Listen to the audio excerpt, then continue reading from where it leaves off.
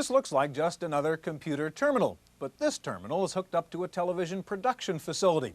Indeed, computers are all over television stations these days, for without them, you wouldn't be able to see all those fancy special effects, like this one. How do they do it? We'll find out today as we take a look at computers and the media on this edition of the Computer Chronicles.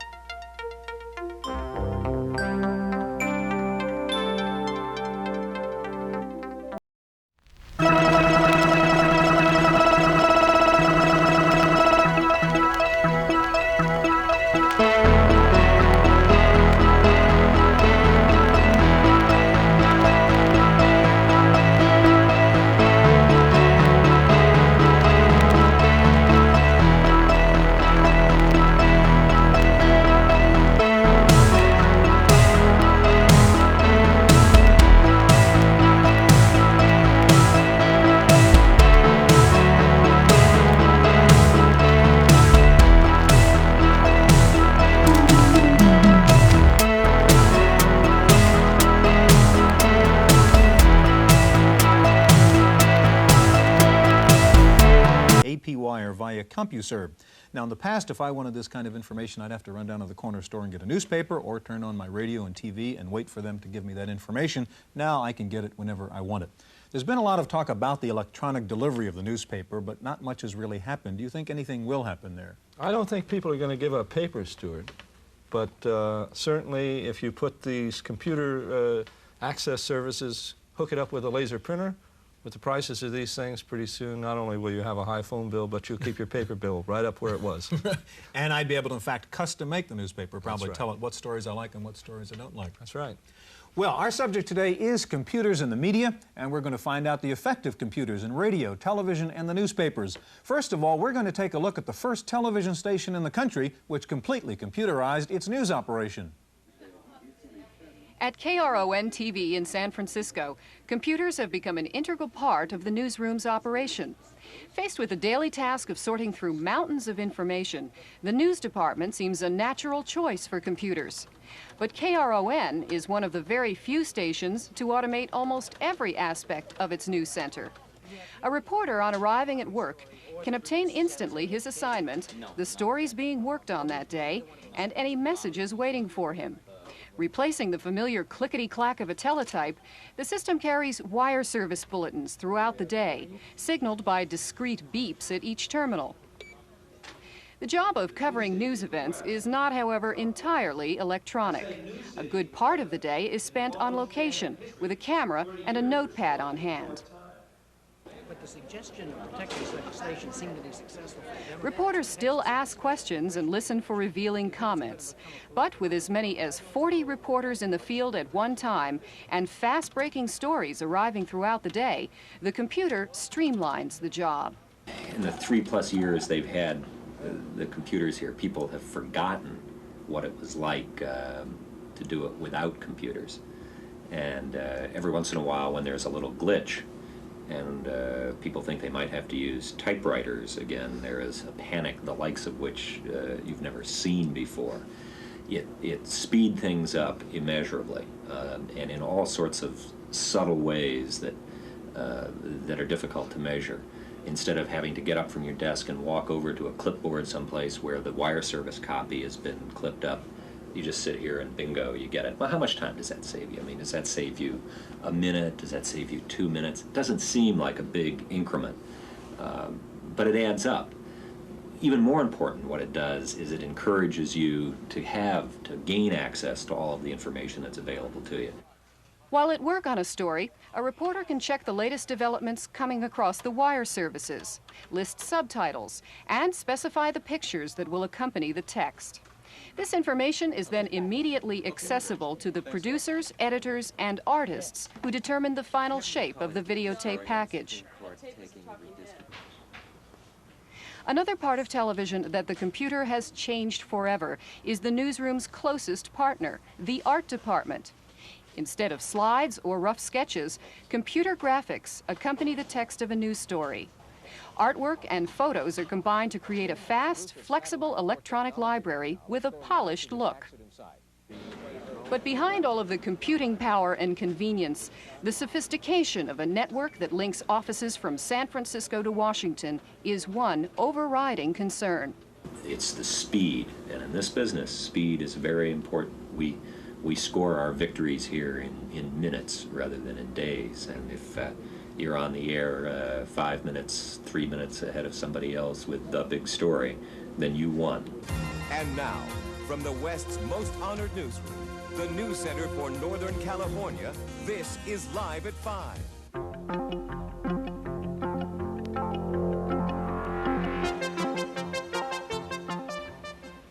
You might expect television stations to have lots of computers. That's a high-tech business.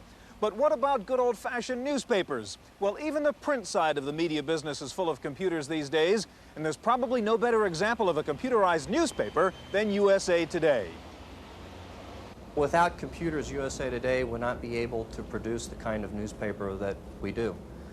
The computers in this room are used to collect news and information from major wire companies such as the Associated Press, United Press International, Gannett's own Gannett News Service. We receive information from Gannett's other 85 daily newspapers. We can receive data and information from reporters traveling in the field using portable computers. All that information is fed into this one computer source. Once the pages are created and produced, computers are then used to take a facsimile image and convert it in a digital format so that in 1/4 of a second it's shot 22,000 miles into space and bounced off of Westar 3, and then another 1/4 of a second travels another 22,000 miles to the various print sites all around the country. The USA Today system consists of 12 DEC 1134s using proprietary software. All 12 minis are networked and serve only the editorial functions of the paper. Gannett has a mainframe system which it uses for corporate purposes, data processing, payroll, and so on. While USA Today is probably the most computerized newspaper in the country, it still does some basic things the old-fashioned way, like page composition and layout. But Ray Douglas says he hopes to enhance their computer system so that it can take over those tasks too. Well, the reason for the enhancements and going to things like what we call news layout, which some people may call pagination, is that that kind of product helps us produce a better paper and helps us be able to create and make changes at a later deadline so that our readers get a more up-to-date, a more precise and exact product. USA Today is famous for its use of color, and Ray Douglas is now experimenting with a computer system that lets photographers in the field transmit color photos back to the paper in the same way reporters now transmit text. We also see using computers to transmit color photographs directly into our computers here so that we can treat color photographs much the same way we treat news stories, where we can transmit a news story in a matter of minutes so that we can get a news story into the newspaper just before deadline. We expect in the short term to be able to treat photographs the same way, be able to transmit electronically photographs and get them included in the newspaper so that in the morning when that reader picks up that paper, he not only has the most up-to-date news information, but has the most up-to-date color photographs as well. Perhaps the most important part of USA Today's computer operation is its ability to transmit pages via satellite to 30 printing sites around the country. Computer-controlled color laser scanners transmit the pages with a resolution of 1,400 lines per inch. The transmissions are then received a split second later by computer-controlled reconstructors, which check for errors, automatically ask for the retransmission of faulty scan lines, and then produce a negative for the making of the final plates to print the paper. George, you know, the interesting thing about USA Today, the paper is perhaps best known for its graphics like this and the weather chart that everybody knows in USA Today. But despite all the use of computers at that paper, right now these charts are still being done by artists sitting at a desk. Probably has to do with reliability. You know, the microprocessors have been around since the mid-'70s, but it's only now that people like the government and probably the communications people feel comfortable enough with the technology to really begin to rely on it. You don't want your television program going haywire right in the middle of a segment. Well, you can't miss your newspaper deadline, I guess, either if That's the right. computer decides not to That's work. right.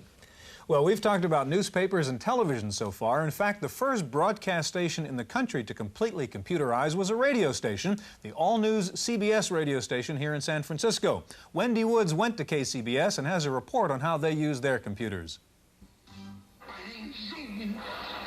KCBS News Time 9:36. Bob Hallman and Joan Ravier with KCBS Weather and Traffic in 1 minute. At KCBS Radio in San Francisco, everything you hear, reports from wire services, from reporters, the rewrites, the edited copy, and the very structure of each program is compiled and written on computer. Even the anchors read copy either printed out or directly from their terminals. KCBS was not only the first station in the country, but the first broadcast station to computerize. It's a virtually paperless newsroom and a model for the rest. This station has 12 terminals hooked up to a NewStar mini computer. The system has 140 megabytes of storage, or enough for a good 2 years' worth of stories. The system has worked virtually bug-free since 1979. It's very reliable, which is very important. If it were not reliable, it probably wouldn't be accepted in newsrooms. But it's worked out well here, and now more and more stations, both television and radio, are using systems such as this. And overall, I think everyone is pleased with the computerized newsroom. I love it. It's clean, it's quiet, it's efficient. Other than the little glitches sometimes when the computer gobbles up something right before you need it, it's wonderful. The only problem I've had is eye strain. That's just one problem. The other is training. Reporters can't just walk in off the street here without computer experience. Still, computers have produced accurate, efficient, and a timely news operation. The CBS network, in fact, has a system just like it, only bigger. For the Computer Chronicles, I'm Wendy Wood.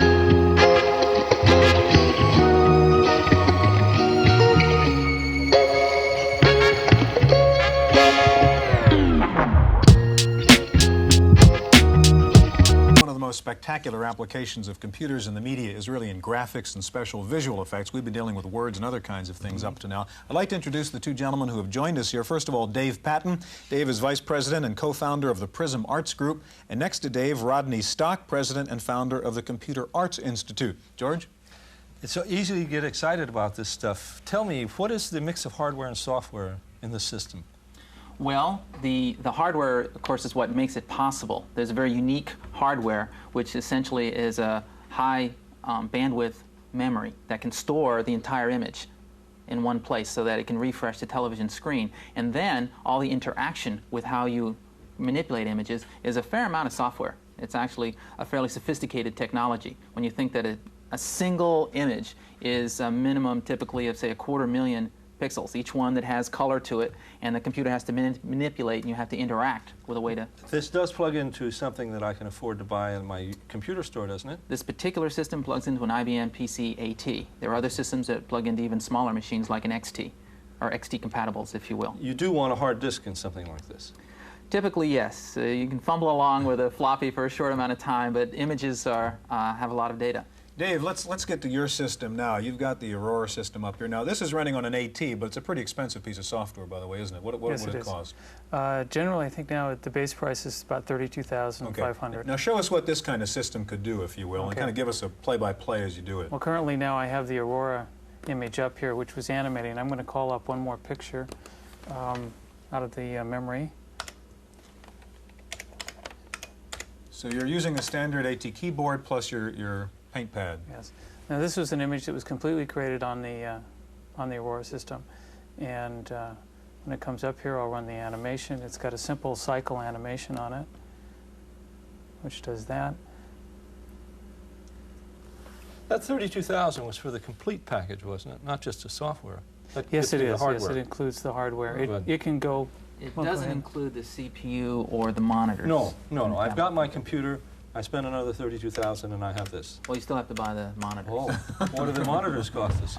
Well, good RGB monitors, maybe $2,300 to $5,600. I see. Dave, what do you have up there now? Well, I just called up a little drawing, a cigarette that was done by a man in Japan. It's got a small piece of color table with cycle animation on it to create the smoke. The cigarette was completely, again, was produced on the system. I'll zoom into it a little bit. You can take a look at it. What is the possibility now of doing some cycle animation where we actually move the ash back and make it appear that the cigarette is burning? That can be done on a system. This particular piece of animation doesn't have it, but it would be Do you easy have enough to tools create. that allow that to happen fairly easily? Yes, yes. There's another higher level of this machine, another member in this family that's more expensive but can do those kinds of things even more readily. And this kind of technique is something that you people teach at your school? Yes, that's correct. So if I went over there and took a course, I'd be able to learn how to make that cigarette burn? Well, Just bring your checkbook, burning is George. tougher than making the smoke move, but we can make the smoke move easily. Yes. Quickly, Dave, we have time for maybe one more demonstration of your system before we get on to something else. This is another little color cycle animation. So how do you do that, what you're doing now? Well, basically, when I stop this, you can see that it's a matter of picking up a particular pattern on the screen and repeating it with a series of colors, and then the computer, basically, you cycle these colors. Now that stripe there is the places that that's going to be at. Yes. Exactly. The snowflake is either background color, which makes it disappear completely, or it's snowflake color and it shows up, and then you assign different colors to the... But there is a stripe, if we went back to this other picture here, there they all are. This right here is actually where that color lookup table positions itself. Where I've decided it's going to position itself as it moves. Is that right? Where the snowflake, those are the positions of the different snowflakes, and you turn them on and off, so to speak, by assigning them different colors. Rodney, I want to move along to the next dimension now, if you will. We have the little things, the $100 programs you can buy for your little PC. We've got about a $30,000 range. There are $1 million computer graphics programs, aren't there? Things like PDI. We're going to roll a tape right now and show some of that material. And as we look at that, maybe you can describe what it is we're seeing. All right. And tell us about the machine while we're waiting to see the tape, anyhow. Okay, well, first of all, it should be appreciated that PDI, known as Pacific Data Images, is a production house. Okay, I think we can see it now. Yeah, just give us a little explanation how this kind of stuff is done. It's so incredible. And they don't have, it isn't a machine that you purchase. They bought Vaxes and Ridges and wrote their own software to generate these kinds of images. The one you saw previously, Chrome, is one of their fortes in doing Chrome. This is a very popular piece for a local station. Most of their work is actually done for national accounts, such as this one here for NBC, which one has won a number of awards for the quality of the work. What would it cost to produce just one of these little logos, one of these little movie openings? Well, the price on this is three-dimensional graphics now. It's very different than what we saw in the paint system. And you go to a specialty house, and it's typically charged by the second. And it's typically $2,000 to $5,000 a second for a finished result.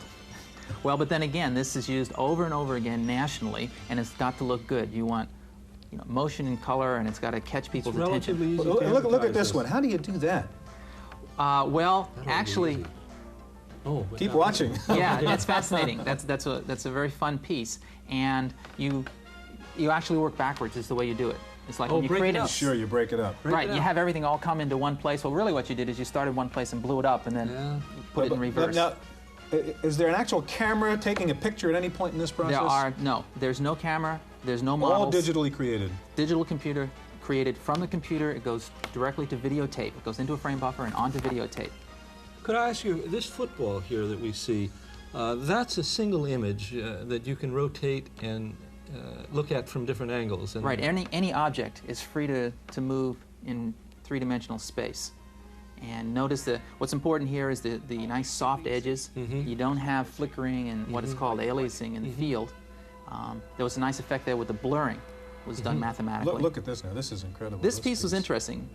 This was their first major production, and it was done for Fantastico show down in Brazil, and they actually coordinated it with live action. So what they did is they did the models and created the stills, and someone took a picture of that, trucked on down to Brazil, and then with that one 35mm slide, built a set. As Which we'll I think see we're here going in a to moment. see. Boom, there we go. There you go. So there we have the physical set to match up with the computer graphics set, to make it look as if they're dancing in space, as it were. And that's actually more difficult than it sounds to do.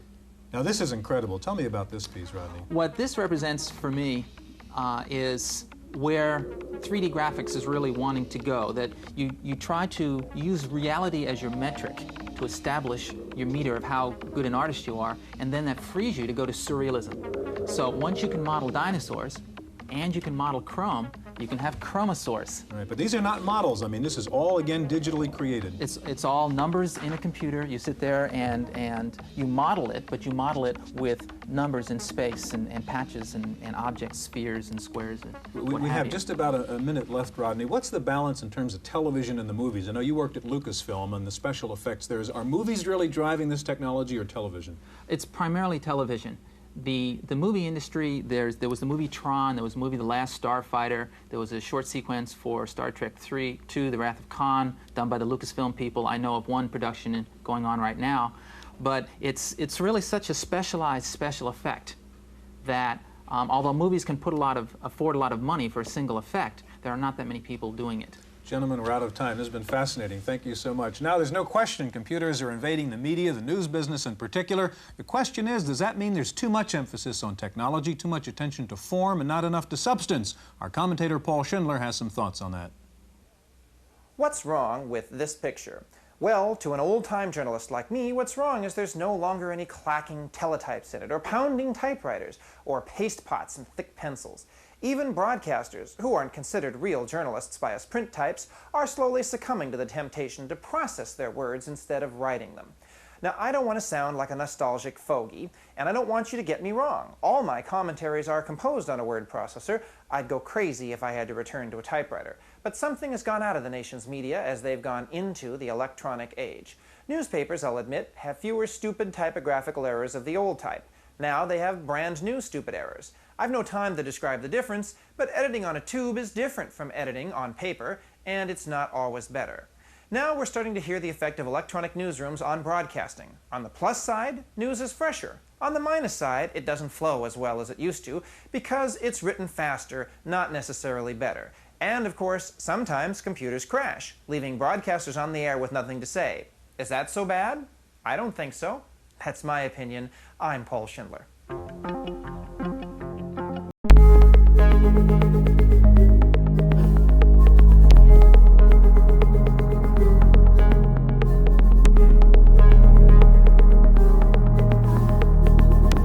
Flight 2C has been reduced from $12.95 to $9.95, and the 128K2E has been cut from $11.45 to $9.45. There were other price cuts on the Macintosh and the color version of the 2C. Meanwhile, IBM has rolled out its new AT featuring a 30-megabyte hard disk. The upgraded AT will sell for just $200 more than the 20-megabyte version. Analysts say prices on the older model ATs should now come down. Apple has successfully stopped Digital Research from marketing its new GEM software. In an out-of-court settlement, DRI agreed to modify the GEM desktop interface along with GEM Paint and GEM Draw. Apple had claimed that the GEM software violated Macintosh copyrights by copying various icons and pull-down menus. Well, it's just been weeks since Steve Jobs quit Apple, but already there is a fan on the market for the Macintosh. Jobs had reportedly refused to put a fan in the Mac. Now a company named Bectech is selling a Mac fan that it says reduces the Mac's inside temperature from 135 to 86 degrees. In our legislative update file, Senator Paul Tribble of Virginia has agreed to amend his proposed bulletin board pornography bill to meet the objections of the ACLU and several BBS operators. In testimony before a Senate subcommittee, witnesses said there were hundreds of boards across the country that deal with child pornography. After being courted by IBM, Apple, and just about every other American and British computer company, the Russians have decided to buy MSX computers from Japan.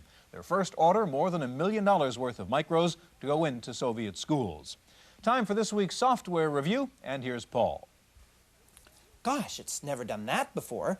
You know, have you ever stopped to think that each of your $5 floppies has several $1,000s worth of your time and effort on it? And for those of you with hard disks, multiply that by the storage capacity you have.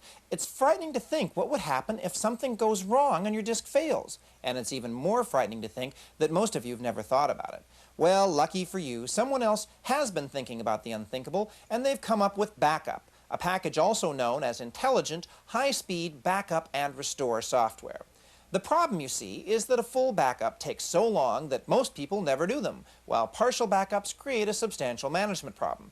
Backup takes care of all that for you automatically. Its simple, crystal clear menus guide you through every step you need to save today's work, this week's work, or this year's work. Now, I've been backing up a hard disk for years. Before I had backup, I made every mistake in the book. Since I got it, no matter how hard I try, I can't do anything wrong. Backup is $150 from InfoTools in Cupertino, California. For the Computer Chronicles, I'm Paul Schindler. If you're into high-tech toys for your car, forget a cellular phone. Listen to this one. For $1,500, you can buy a computerized navigator that will constantly display a map of your location on a CRT screen and will also display the map of a destination point. The eTAC Auto Navigator does not depend on radio signals. It uses an electronic compass, motion sensors, and a computer map database. eTAC says its navigator is accurate to within 50 feet. Well, it's goodbye piano rolls, hello computer discs. The nation's biggest piano roll maker says it is converting 10,000 of its piano rolls into floppy disks that can be played back through a Commodore 64 or an Apple IIc. Finally, a computer scientist playing around with a $10 million Cray XMP has discovered what is so far the world's largest prime number. It's 2 to the 216,091st power minus 1. The world's new largest prime number has over 65